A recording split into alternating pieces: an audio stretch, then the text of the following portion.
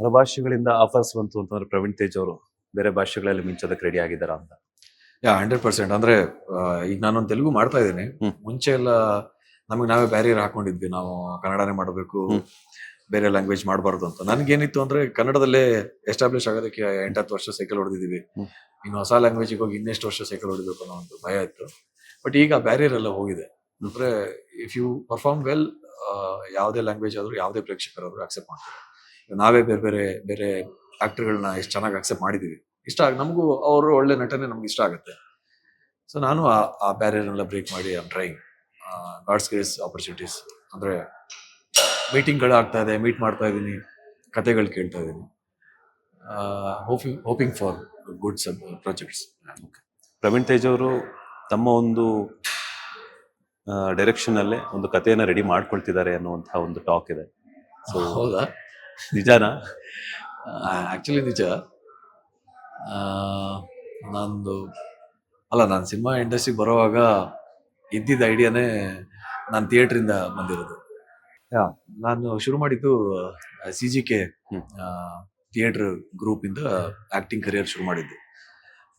ಅವಾಗ್ಲಿಂದನೂ ನನಗೆ ಬರೆಯೋ ಹುಚ್ಚು, ಕತೆಗಳ ಹುಚ್ಚು, ಈ ಕ್ಲೈಮ್ಯಾಕ್ಸ್ ಹಿಂಗಿದ್ರೆ ಹೆಂಗೆ, ಓಪನಿಂಗ್ ಹಿಂಗಿದ್ರೆ ಹೆಂಗೆ, ಇಂಟ್ರೋಲ್ ಹಿಂಗಿರ್ಬೇಕು ಅಂತೆಲ್ಲ ನಾವೆಲ್ಲ ಗ್ರೂಪ್ ಎಲ್ಲ ಅದು ಹೋಗ್ತಾ ಹೋಗ್ತಾ ಹೋಗ್ತಾ ಹೋಗ್ತಾ ನಾನು ಫುಲ್ ಟೈಮ್ ಆಕ್ಟರ್ ಆಗ್ಬಿಟ್ಟೆ. ಆಪರ್ಚುನಿಟಿ ಸಿಗ್ತಾ ಇತ್ತು, ಮಾಡ್ತಾ ಇದ್ದೆ. ಪ್ಯಾಂಡಮಿಕ್ ಆದ್ಮೇಲೆ, ಪ್ಯಾಂಡಮಿಕ್ ಟೈಮಲ್ಲೆಲ್ಲ ಸ್ವಲ್ಪ ಕೆಲಸ ಎಲ್ಲ ಕಮ್ಮಿ ಇದ್ದಾಗ then I go back to that zone. ನಾನು ಕೂತ್ಕೊಂಡು ಬರೆಯೋಕೆ ಶುರು ಮಾಡಿ ಆಲ್ಮೋಸ್ಟ್ ಏನೋ ಆ ಥರ ಎಲ್ಲ ಶುರು ಆಗಿತ್ತು. ಏನೋ ಒಂದು ಸಮ್ ಮೋಟಿವೇಶನ್ ಕ್ರ್ಯಾಕ್ ಆಗಿಲ್ಲ, ಮತ್ತೆ ಸಿನಿಮಾ ಸಿಕ್ತು, ಮತ್ತೆ ಸಿನಿಮಾ ಮಾಡ್ತಾ ಸದ್ಯಕ್ಕೆ ಹಂಗೆ ಹೋಲ್ಡಲ್ಲಿದೆ. ನಿಮ್ಗೆ ಯಾರು ಹೇಳಿದ್ರು? ಹಿಂಗೆ ಇನ್ಫಾರ್ಮೇಶನ್ ಬರುತ್ತೆ. ಓಕೆ. ನನ್ನ ಫ್ರೆಂಡ್ಸ್ ಒಂದಿಬ್ರಿಗೆ ನರೇಶನ್ ಕೊಟ್ಟಿದ್ದೀನಿ. ನನಗಿಂತ ಅವರು ತುಂಬಾ ಕೀನ್ ಆಗಿದ್ದಾರೆ. ಅಂದ್ರೆ ಶುರು ಮಾಡಿ ಅಂತ. ನೀವೇ ಆಕ್ಟ್ ಮಾಡ್ತೀರಾ ಅದರಲ್ಲಿ? ಬೇರೆಯವ್ರಿಗೆ ಯಾರಾದ್ರೂ ಡೈರೆಕ್ಷನ್ ಮಾಡುವಂತಹ ಇದೆಯಾ? ಬರೆಯುವಾಗ ಬ್ಲೈಂಡ್ ಆಗಿ ಒಂದು ಕತೆ ಅಂತ ಮಾಡ್ಕೊಂಡು ಹೋಗಿದ್ದು. ನಾನು ಮಾಡ್ಬೋದು, ಬೇರೆಯವ್ರಿಗೂ ಮಾಡ್ಬೋದು. ಸೊ ಇನ್ ಕೇಸ್ ಈಗ ಡೈರೆಕ್ಷನ್ ಪ್ಲಾನ್ ಇರೋದ್ರಿಂದ ಮುಂದಿನ ದಿನಗಳಲ್ಲಿ ಆಕ್ಟರ್ ಪ್ರವೀಣ್ ಅವರು ಡೈರೆಕ್ಟರ್ ಆದ್ರೆ ಯಾವ ನಟನಿಗೆ ಆಕ್ಷನ್ ಕಟ್ ಹೇಳ್ತಾರೆ ಅಂತ? ಅದ್ ನಿಜವಾಗ್ಲೂ ಹಿಂಗೆ ಇಲ್ಲಿವರೆಗೂ ಯೋಚನೆ ಮಾಡಿಲ್ಲ. ಬಟ್ ನಮ್ ಕನ್ನಡದಲ್ಲಿ ತುಂಬಾ ಜನ ಪ್ರಾಮಿಸಿಂಗ್ ಆಕ್ಟರ್ಗಳಿದಾರಲ್ಲ.